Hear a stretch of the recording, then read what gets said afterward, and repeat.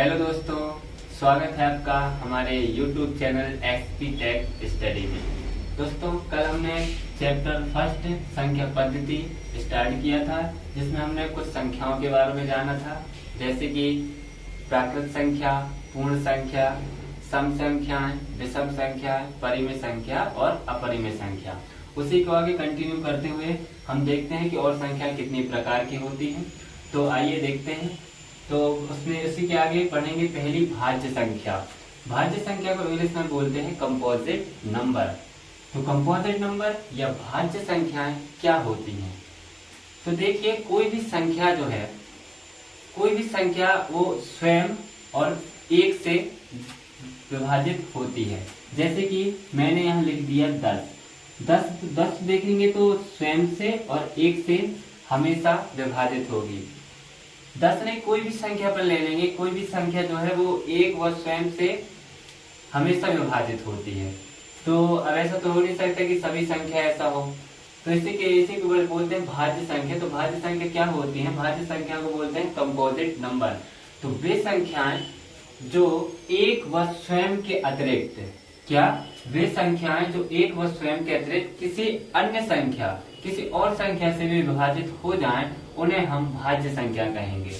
जैसे कि 4, 6, 8, 10, 12, 14, 15 और भी संख्याएं हैं इत्यादि। ठीक है, जैसे 4 देखेंगे तो 4 स्वयं से भी विभाजित है।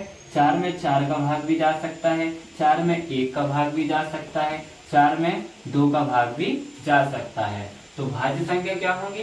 वे संख्याएं जो एक व स्वयं के अतिरिक्त किसी अन्य संख्या से विभाजित हो जाएं, उन्हें हम बोलेंगे भाज्य संख्या या इंग्लिश में कंपोजिट नंबर। ठीक है। अब दूसरे नंबर पे आती है अभाज्य संख्या। भाज्य संख्या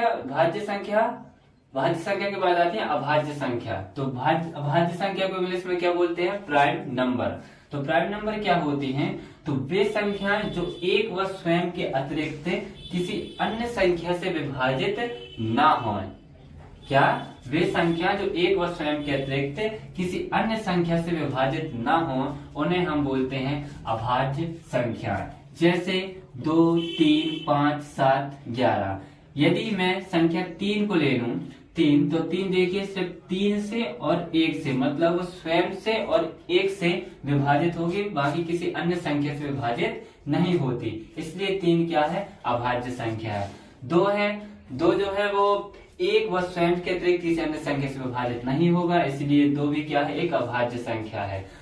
5 जो है, 5 भी स्वयं व किसी अन्य स्वयं से और 1 से विभाजित होगी, किसी अन्य संख्या से विभाजित नहीं होती। तो इन्हें क्या बोलते हैं? अभाज्य संख्या। तो अभाज्य संख्या क्या होंगी? अभाज्य संख्या प्राइम नंबर वे संख्याएं जो एक व स्वयं के अतिरिक्त किसी अन्य संख्या से विभाजित ना हो, उन्हें अपन बोलते हैं अभाज्य संख्या। अभाज्य संख्याएं के बारे में कुछ थोड़ा सा तथ्य है, वो देख लीजिए। अभाज्य संख्या जो होती है, सबसे, यदि अपन से पूछ ले कि सबसे छोटी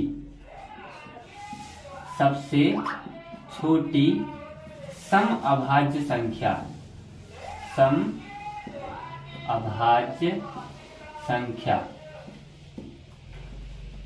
यदि अपन से कभी पूछ ले कि सबसे छोटी सम अभाज्य संख्या बताइए, तो देखिए सबसे छोटी सम अभाज्य संख्या कौन सी होगी? 2, क्योंकि 2 एक सम संख्या है और ये अभाज्य है। तो सबसे छोटी सम अभाज्य संख्या क्या हो जाएगी? 2। यदि इसे के आगे और भी पूछ ले कि सबसे छोटी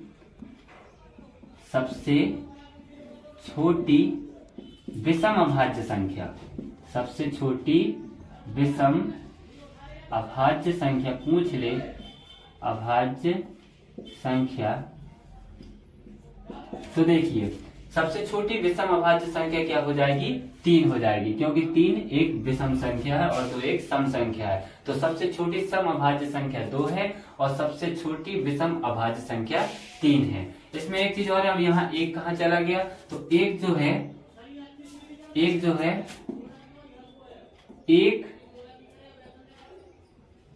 एक ना तो भाज्य है और ना ही अभाज्य है, और ना ही अभाज्य है।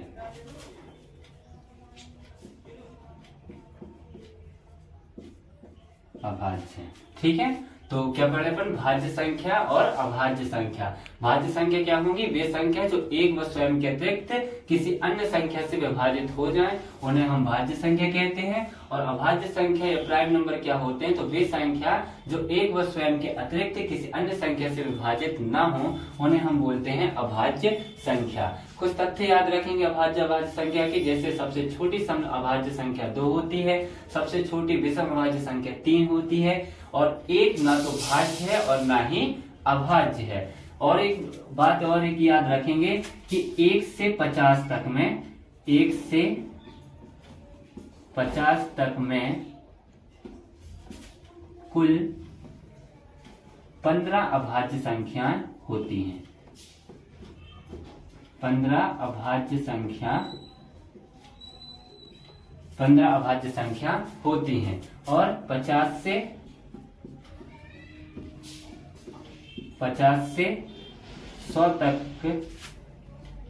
100 तक में कुल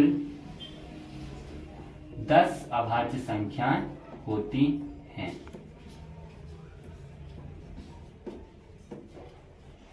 अभाज्य संख्या क्या, 1 से 50 तक में कुल 15 अभाज्य संख्या होती हैं, और 50 से 100 तक में कुल 10 अभाज्य संख्या होती हैं। तो कुल मिलाकर 1 से 100 तक में, 1 से 100 तक के बीच 25 जो है अभाज्य संख्याएं होती हैं। 25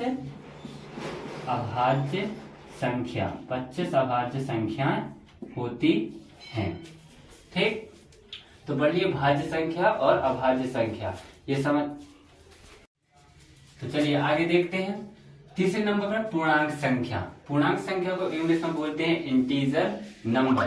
तो पूर्णांक संख्या इंटीजर नंबर क्या होती हैं, तो सभी धनात्मक और ऋणात्मक संख्या, मतलब जितनी भी संख्याएं हैं, चाहे वो धनात्मक हो चाहे ऋणात्मक हो, सभी धनात्मक एवं ऋणात्मक संख्याएं पूर्णांक संख्याएं कहलाती हैं। जैसे -1, -2, -3, -4 डैश डैश इनफाइनाइट तक, 1 2 3 4 5 6 7 8 9 10 इनफाइनाइट तक। ठीक, तो सभी धनात्मक एवं ऋणात्मक संख्याएं पूर्णांक संख्याएं कहलाती हैं। आगे देखेंगे चौथे नंबर पर वास्तविक संख्याएं। वास्तविक संख्या को इंग्लिश में बोलते हैं रियल नंबर। वास्तविक मतलब रियल, जो चल रही है। तो वास्तविक संख्या या रियल नंबर क्या होती हैं, तो हमने कल पढ़ा था परिमेय संख्या और अपरिमेय संख्या। परिमेय संख्या में मैंने क्या बताया था कि वे संख्या जिन्हें हम p/q के रूप में लिख सकें, उन्हें क्या बोलते हैं, परिमेय संख्या। और जिसे हम p/q के रूप में नहीं लिख सकते उन्हें हम बोलते हैं क्या, अपरिमेय संख्या। तो वास्तविक संख्या इन्हीं से रिलेटेड होती हैं। जैसे वास्तविक संख्या क्या होती हैं, तो सभी परिमेय और अपरिमेय संख्याएं वास्तविक संख्याएं या रियल नंबर कहलाती हैं। जैसे √2, √3, 1/2, 2/3, 4/8 इत्यादि और भी संख्याएं हैं। ठीक, तो वास्तविक संख्या क्या होंगी, तो सभी परिमेय और अपरिमेय संख्याएं वास्तविक संख्याएं कहलाती हैं।